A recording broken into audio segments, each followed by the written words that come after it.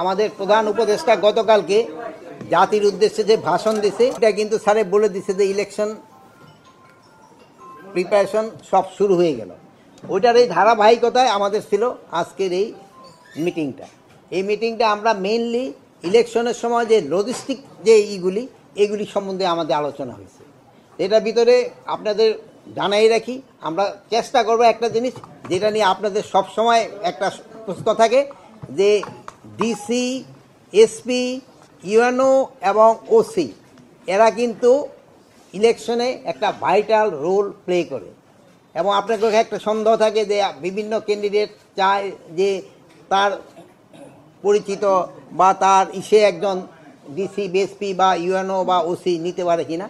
এবার ক্ষেত্রে আমরা একটা ডিসিশন নিয়েছি, এটা স্যারের ইনস্ট্রাকশনের থেকে। এই ডিসিশনটা হলো আমরা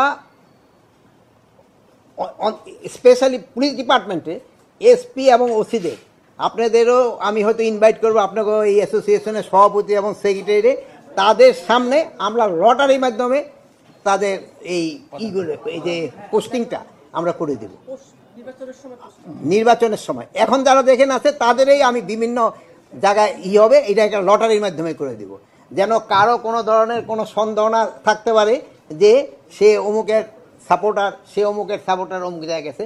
এই ক্ষেত্রে আমি ওই আপনি তো সভাপতি না, সে আমাকে এখানকার আসে নাই সেক্রেটারি কি সভাপতি এবং সেক্রেটারি আমরা সেদিন ইনভাইট করবো। আপনারা বলবেন যে ওনারা যেহেতু আমরা সবাই যদি আনি যেই হট্টগোল হয় লটারি আর করা যাবে না, ওনাকে দুজনের আমরা সামনে রাখবো।